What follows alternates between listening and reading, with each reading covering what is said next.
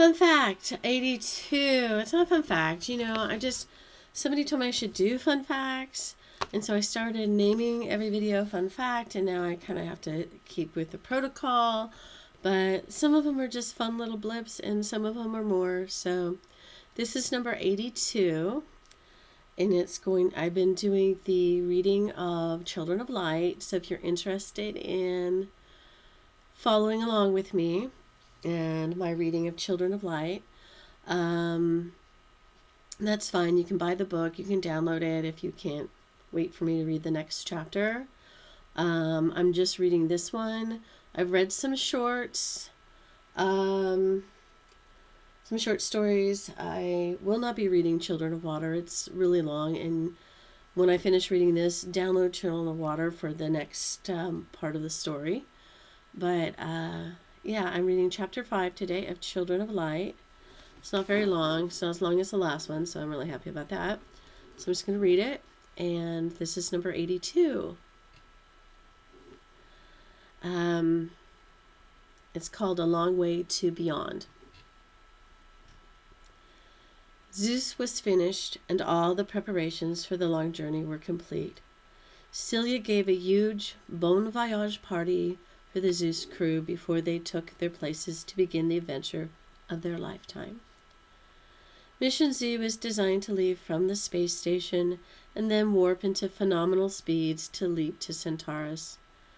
For this incredible accelerated speed warp, IASW, the crew would be in sleep chambers, also known as induced frozen in time sleep, IFTS. IFTS would occur in a large room with separate standing stalls for each crew member. Everyone would take their places in the stalls after the liftoff was deemed successful and the Zeus ship was safely hurling away from the moon and towards its destination. Each member of the crew would be given an injection of sleep gravitational codogenesis, SGC.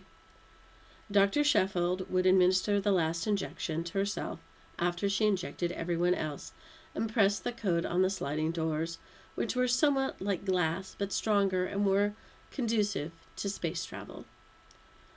Dr. Sheffield would press the coding box for 1 night's sleep, 4.2 light years, high warp speed.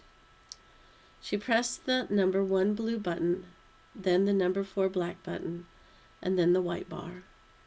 She got in place and gave herself the injection as the doors closed. The correct sequence of the buttons was only known to Dr. Sheffield and the captain. The meaning of the sequence was only known to Hobarth. Dr. Sheffield got in place and gave herself the injection as the doors closed. The robots and Celia too would maintain Zeus while the others slept. It was important to have them in top condition before sleep because if the doors did not open, the crew would never awake again. King Lear was responsible for opening the doors on time if there were any complications or malfunctions in the doors or warping mechanism. The first injected with the codogenesis would be the first to awake. Ashley, Gunther, and Captain Phillips would be the first to wake in order to communicate back to Earth as quickly as possible. Ashley is the communications officer. She would head for the communications bay and check the equipment and ready it for the transmission. Gunther would follow her in a few minutes after he warmed up his voice. He would sing the Earth Anthem. Trevor would follow with their risk status and hopefully good news of the craft's performance. Each member in turn would send their message back to Aphrodite, which in turn would send the messages to Earth and the awaiting council members. Sleep, yet to dream, perchance. O Hamlet, you sentimental fool. How long, how lonely for you, Celia, too. I have you and King Lear and Othello. Your move, Celia. Thank you, Lear. Checkmate. Will I never win, Celia? I think you let me win, Lear. Othello.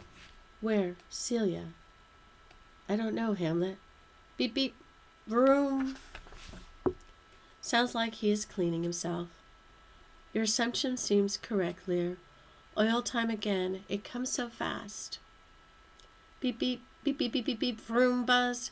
Here comes something. Something sounds amiss. Lear. Othello? Doors. The doors, Lear? They must not have opened. Is it time? Yes. The four forms of artificial life rush down to the sleep chamber. It is apparent that the doors have not opened, and it is time. King Lear checks the time and the doors. They must be opened, or his charges will never awaken again. He plugs one of his appendages into the grid panel outside the door on the opposite side of the panel that Dr. Sheffield pressed to close the doors. The doors open. The chamber remains pressurized until everyone leaves the chamber safely. Then it slowly becomes a non-gravitational chamber. Ashley and Gunther awake quickly and slowly walk to the doors. Ashley walks out the doors first while stretching and rubbing her eyes, and then goes flying through the air. Her body is flung and dissipates against the right wall of the spaceship near the top, like the white dew from a bird's behind against the windshield of a speeding auto. Splat. Gunther witnesses the horrible sight in the brief seconds that his right foot strikes outside the safety doors, and the meter reads his impulse. In that brief second, Gunther realizes that the warp speed has not shut off, and that is why the doors had to be opened by King Lear. The robots and droid are not affected by the force of light speed warp. There is something missing between the timing mechanism and the warp speed device. It could even be a piece of space dust clogging one of the electrical circuits. The thoughts float by while simultaneously his leg goes flying in the same path that Ashley took. His body is being sucked out the doors because his foot has already passed the threshold of the safety doors. But Gunther holds on tight to the safety doors. He then realizes he can't be saved, but that he can close the doors somehow before anyone else falls prey to the error. He presses the buttons with his left hand, hanging on as tight as he can to the edge of the safety doors with his right hand. He does not know what buttons to push or what sequence they must be pressed. Trevor wakes up and begins to walk towards the doors as he did in the drills on Earth, but begins to focus on Gunther trying to close the doors. He wonders, what is he doing? Gunther sees him and yells, "No!" as loud as he can, but knows Trevor cannot hear him. Trevor tries to read Gunther's lips from about 20 feet away as he moves towards the door slowly. His eyes have not adjusted enough to the waking state, so he can't clearly see Gunther's predicament. Gunther mouths as emphatically as he can, "No, no, no, no!" Trevor reads the no on Gunther's lips and realizes something is wrong. The doors close as Trevor stands in front of the threshold. He watches Gunther's body slide to the right side window of the sleep chamber parallel to the deck of the ship. Gunther's fingers trapped in the doors, broken backwards, are the only thing keeping him from being another stain on the wall of Zeus. The blood on the inside of the sleep chamber trickles down, and the blood on the outside sprays relentlessly about. Andrea and Winton are now moving towards the doors. Tears splash out from Gunther's eyes, and the right side of his body begins to meld to the window of the sleep chamber. His back towards the ship's floor. He feels like he is getting longer. Celia, too, arrives slowly with a pressurized suit. She tries to hold Gunther as she can. The rest of the crew are now awake and moving towards the closed doors, not yet realizing what is happening. Captain Phillips is trying to release the safety doors with his override buttons, but since Trevor nor Gunther know in what sequence the buttons were pressed to close the doors, Trevor cannot find a way to open them. The sequence must be pushed, then the override red bar placed on the inside and pushed.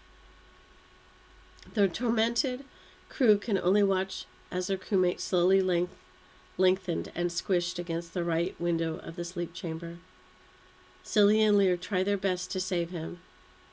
King Lear plugs into the outside panel, that he used to open the doors before, but cannot seem to locate the correct sequence to open the doors. Excuse me. Celia holds on to Gunther the best she can.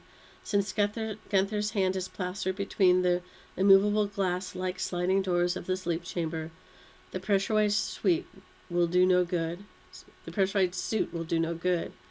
Celia realizes that if they did somehow manage to get part of him in the suit, the rest of him would fly off, and he would quickly bleed to death. Anyhow, without enough pressure to keep the blood from spraying, Othello roomed to the warp speed mechanism, checked for errors or dust or the meaning behind the tragedy as soon as Ashley had gone flying. Othello finds nothing wrong and reports to Celia. Lear tries turning the fail-safe mechanism for the doors and the warp speed mechanism, but neither works because of the sequence of buttons Gunther pushed to save the rest of the crew.